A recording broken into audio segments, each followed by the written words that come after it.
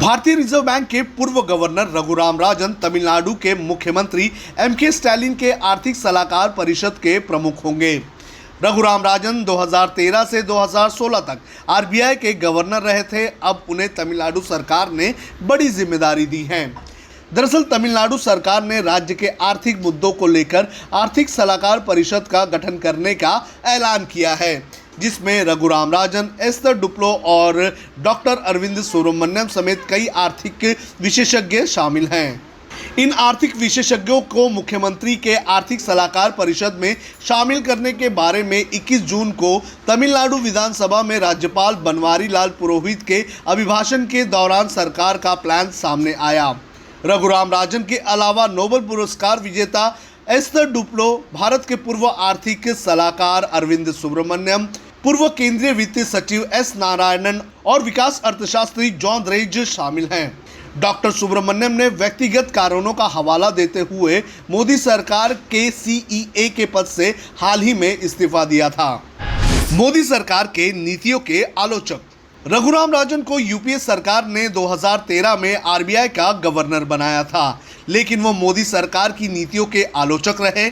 RBI dividend और interest rate के मुद्दे पर उनकी और मोदी सरकार की नहीं बनी। वहीं बीजेपी ने उन पर ब्याज दरें बहुत ज़्यादा रखने का आरोप लगाया था।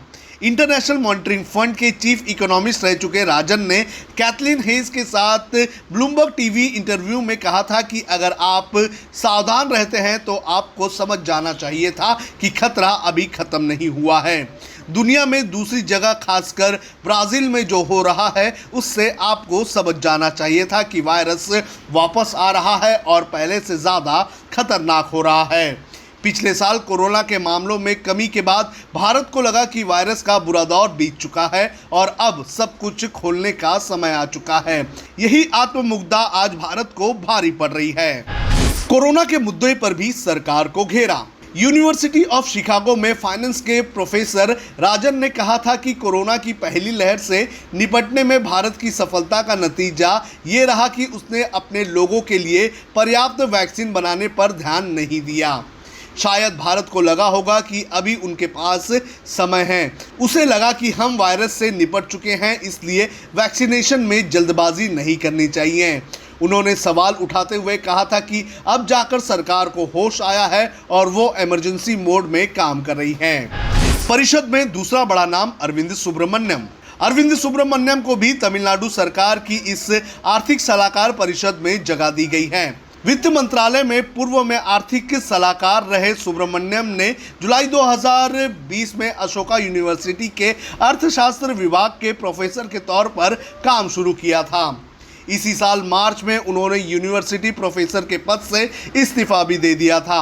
दरअसल राजनीतिक विश्लेषक प्रताप भानु मेहता के इस संस्थान से निकाले जाने के 2 दिन बाद उन्होंने कई सवाल उठाते हुए ये कदम उठाया था।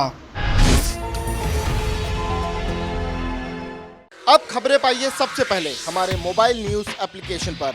एंड्रॉइड या iOS प्लेटफॉर्म पर जाइए, HW न्यूज नेटवर्क को सर्च कीजिए, डाउनलोड कीजिए और अपनी सुविधानुसार भाषा का चयन कीजिए। खबरों की भीड़ में अपने काम की खबर पाते रहिए। अगर आपको हमारा यह वीडियो पसंद आए तो शेयर कीजिए। अगर यह वीडियो आप फेसबुक पर देख रहे हैं तो आप हमें लाइक कर सकते हैं, ट्विटर पर हमें फॉलो कर सकते हैं और यूट्यूब पर हमें सब्सक्राइब कीजिए।